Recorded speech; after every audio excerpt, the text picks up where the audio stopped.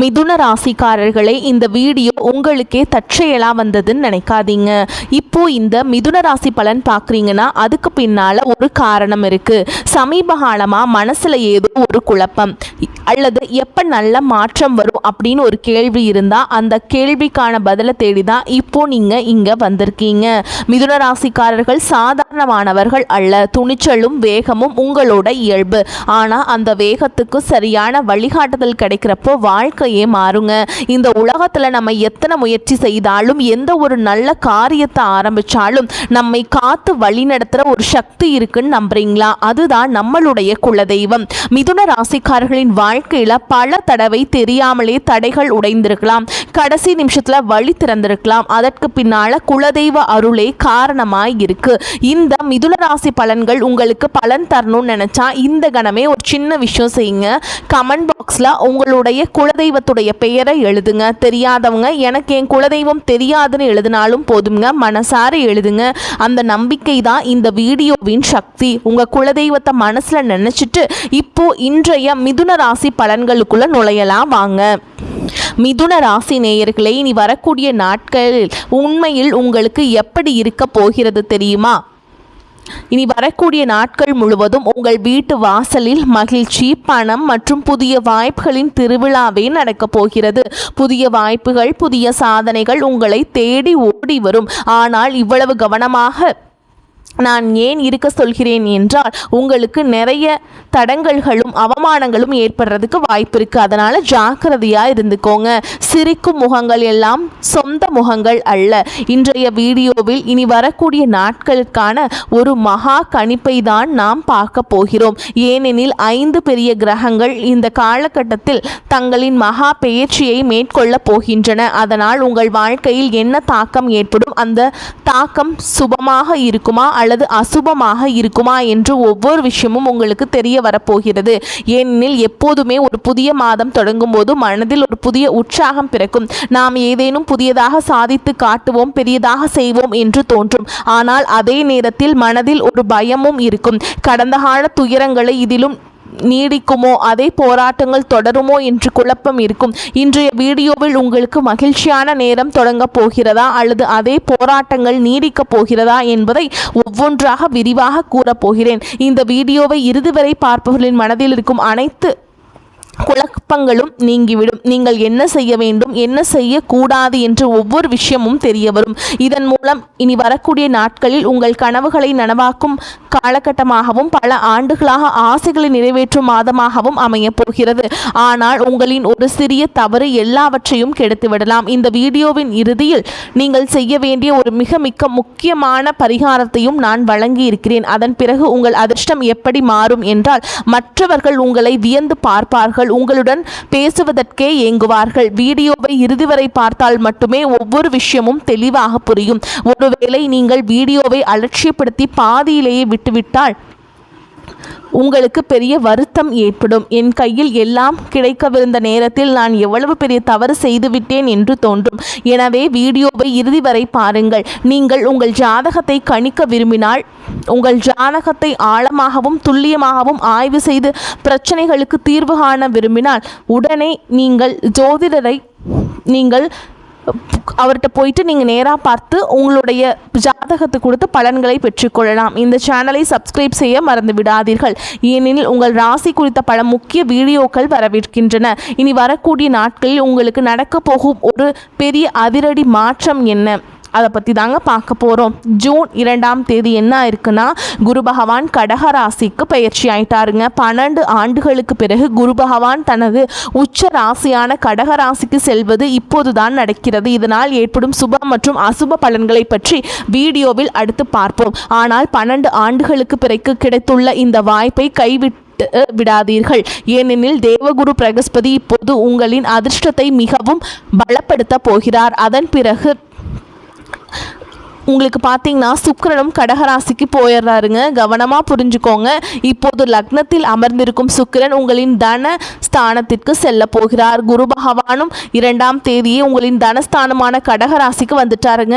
இதற்கு பின் பார்த்தீங்கன்னா கிரகங்களின் ராஜாவான சூரியன் மிதுன ராசிக்கு நுழைகிறாருங்க. அதே மாதிரி சூரியன் லக்னத்திலேயே அமர்வதை காண முடியும். ஜூன் 21ஆம் தேதி பார்த்தீங்கன்னா உங்கள் வாழ்க்கையே தலைகீழாக மாறக்கூடிய மற்றொரு பெரிய கிரக மாற்றம் நடக்கும். அன்று செவ்வாய் பகவான் ரிஷப ராசிக்கு செல்வார். செவ்வாய் உங்கள் 12ஆம் வீணான விரயஸ்தானத்திற்கு வரப்போகிறார். அவர் செலவு வீட்டிற்கே செல்லும் போது என்ன பலன்கள் கிடைக்கும்? அத்துடன் புதனும் கடகராசிக்கு வரப்போகிறார். புதனும் இங்கிருந்து தன வீட்டிற்கு வந்து விடுவார். இப்படி மாதம் முழுவதும் கிரகங்களின் பெயர்ச்சிகள் அதிகமாக காணப்படுகின்றன. எந்த ஒரு கிரகம் செயல்பட்டாலும் அதற்கேற்ற விளைவுகளையும் அது காட்டும். எனவே நேர்மறை மற்றும் எதிர்மறை என இருவிதமான பலன்களும் உங்களுக்கு கிடைக்கப் போகின்றன. நற்செய்திகளை கேட்கும் போது நீங்கள் மகிழ்ச்சியில் துள்ளி குதிப்பீர்கள். ஆனால் வீடியோவில் 3 எச்சரிக்கைகளும் கூறியிருக்கிறேன். அவற்றையும் நீங்கள் சரியாக பின்பற்ற வேண்டும். இல்லையெனில் கையில் அந்த லட்சுமியும் கோபித்து கொண்டு திரும்பி சென்று விடுவாள். இன்றைய வீடியோ உங்களுக்கு மிகவும் விசேஷமானது. இறுதி வரை இணைந்திருங்கள். சில சமயங்களில் வாழ்க்கையில் அதிர்ஷ்டம் நமக்கு துணையாக இல்லையோ என்று தோன்றும். கை வைக்கும் காரியங்கள் எல்லாம் கெட்டு போகிறது, நல்ல செய்ய போனால் கெட்டதாக முடிகிறது என்று நீங்கள் நினைக்கலாம். ஆனால் ஒரு விஷயத்தை நினைவில் கொள்ளுங்கள். சூரியன் உதிப்பதற்கு முன்பு இருள் மிகவும் அடர்த்தியாக இருக்கும். உங்கள் வாழ்க்கையிலும் இறைவன் நிச்சயம் நல்ல நேரத்தை கொண்டு வரப்போகிறார். அதனால்தான் இப்போது போராட்டங்கள் சற்று அதிகமாக இருக்கின்றன.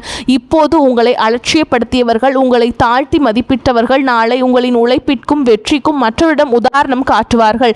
ஏனெனில் காலம் எப்பொழுதுமே ஒரே மாதிரியாக இருப்பதில்லை.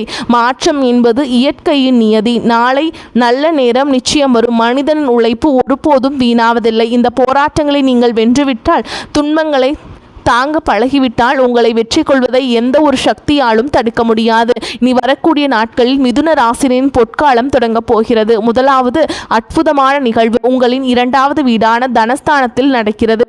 அங்கே குரு, சுக்கிரன் மற்றும் புதன் ஆகிய 3 கிரகங்களும் ஒன்றாக அமரப் போகின்றன. நான் முன்பே கூறியது போல குருவும் அதே மாதிரி சுக்கிரனும் புதனும் எங்கே வரப்போகிறார்கள். தனஸ்தானத்தில் இந்த 3 பெரிய கிரகங்கள் இணைவது ஒரு அரிய மகாலட்சுமி யோகத்தை உருவாக்குகிறது. தன வீட்டில் இத்தகைய சுப கிரகங்கள் இருப்பதால் ஆரம்பம் முதல் இறுதி வரை பொருளாதார ரீதியாக நீங்கள் எந்த கவலையும் பட தேவையில்லை. முன்பெல்லாம் என்ன நடக்கும் என்றால், சம்பளம் வரும்போதோ அல்லது தொழிலில் லாபம் கிடைக்கும் போதோ வந்த வேகத்தில் செலவாகிவிடும்.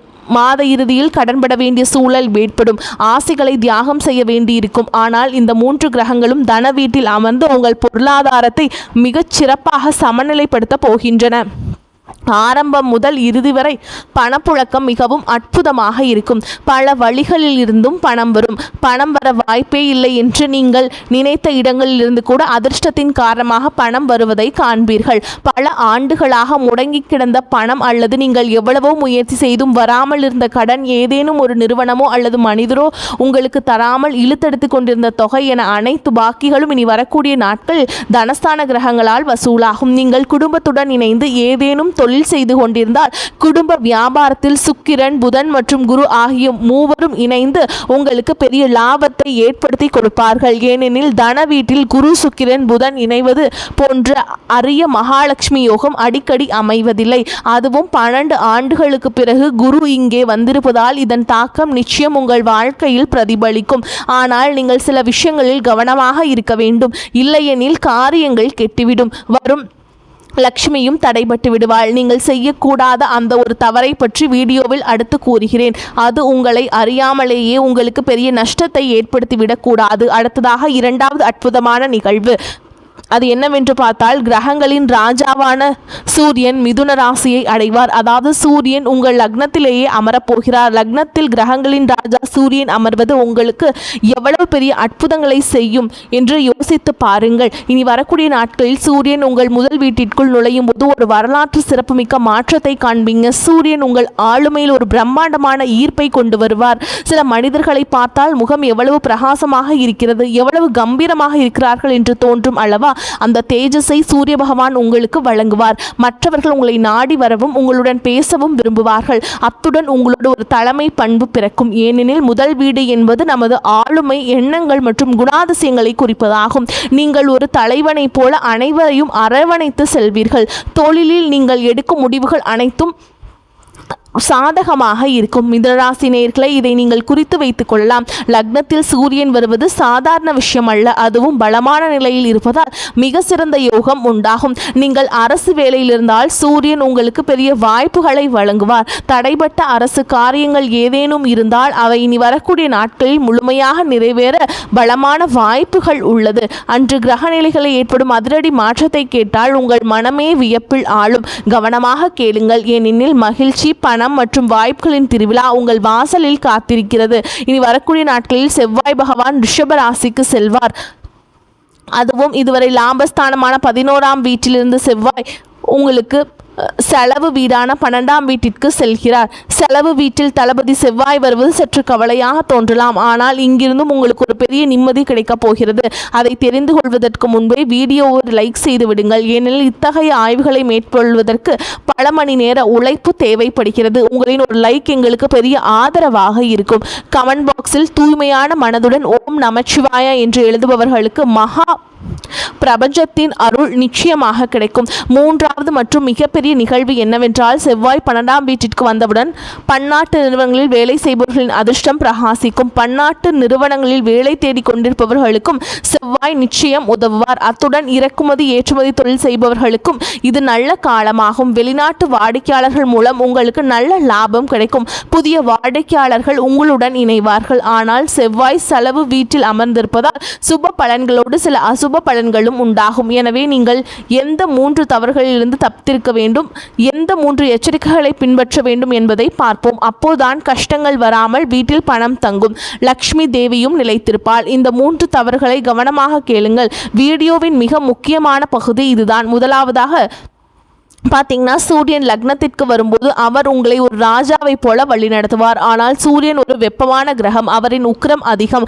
அவரின் கதிர்கள் உங்கள் ராசியில் படும்போது உங்களுக்குள் ஒருவித அகந்தை, அதிகப்படியான தன்னம்பிக்கை மற்றும் முரட்டுத்தனமான குணம் வரலாம். இதன் காரணமாக உங்கள் வாழ்க்கை துணையுடன் நீங்கள் வீண் விவாதங்களில் ஈடுபட நேரிடும். ஒரு விஷயத்தை நினைவில் கொள்ளுங்கள், உங்கள் வாழ்க்கை துணை உங்களுடன் என்றும் துணையாக இருப்பவர். உங்களின் வெற்றியிலும் சில தோல்வியிலும் சரி உங்களுடன் தோளோடு தோள் நின்று உங்களை காப்பவர். எனவே அவர்களுக்கு உரிய மரியாதையை கொடுங்கள். கிரகங்களின் மாற்றத்தால் சூரியன் கொடுக்கும் அகந்தை மற்றும் ஓவர் கான்ஃபிடன்ஸ் காரணமாக உங்கள் துணையுடன் ஆதிக்கம் செலுத்த நினைக்காதீர்கள். அவர்களை காயப்படுத்தும் வார்த்தைகளை பேசாதீர்கள். அவர்களின் குடும்பத்தாரை தவறாக பேசாதீர்கள். இல்லையெனில் குடும்பத்தில் விரிசல்கள் ஏற்பட்டு கவலைகள் அதிகரிக்கும். மனிதனால் பண கஷ்டத்தை தாங்க முடியும், ஆனால் குடும்பத்தில் நிம்மதி இல்லை என்றால் அவனால் நிம்மதியாக இருக்க முடியாது. தொழிலும் கவனம் செலுத்த முடியாது. மன அழுத்தத்திற்கு ஆளாக நேரிடும்.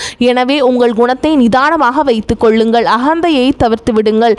நான் தான் சரி என்ற பிடிவாதத்தை விட்டுவிடுங்கள். இரண்டாவதாக, செவ்வாய் செலவு வீடான 12ஆம் வீட்டிற்கு வருகிறார் என்று கூறினோம். 12ஆம் வீடு என்பது கண்களை குறிக்கும் என்பதால் உங்கள் கண்களில் எரிச்சல், தலைவலி அல்லது தூக்கமின்மை போன்ற பிரச்சனைகள் வரலாம். எனவே மொபைல், கணினி போன்ற திரைகளை பார்க்கும் நேரத்தை சற்று குறைத்து கொள்ளுங்கள். அது உங்கள் ஆரோக்கியத்திற்கு நல்லது. மூன்றாவது எச்சரிக்கை என்னவென்றால், செவ்வாய் இங்கே அமர்ந்து உங்களுக்கு பல வீண் செலவுகளை ஏற்படுத்துவார். இனி வரக்கூடிய நாட்களில் செலவுகளின் மாதமாக மாறிவிடக்கூடாது என்றால் உங்கள் கைகளை சற்று கட்டுப்படுத்தி கொள்ளுங்கள். மனிதனுக்கு சற்று பணம் வரும்போது பேராசை கண்களை மறைத்துவிடும். வீட்டில் சிறிய ஃப்ரிட்ஜ் இருந்தால் பெரிய ஃப்ரிட்ஜ் வாங்க வேண்டும் என்று, சிறிய டிவியாக இருந்தால் பெரிய LED டிவி வாங்க வேண்டும் என்று மனம் அலைப்பாயும். செவ்வாயின் நிலை உங்களுக்கு பன்னாட்டு நிறுவனங்களில் நல்ல வாய்ப்புகளையும் தொழில் முன்னேற்றத்தையும் கொடுத்தாலும் செலவுகளை கட்டுப்படுத்துவதில்லை என்றால் எதையும் சேமிக்க முடியாது. ஒரு கையில் வருவது மறு கையில் செலவாகிவிடும். எனவே செலவுகளில் கவனம் செலுத்துங்கள்.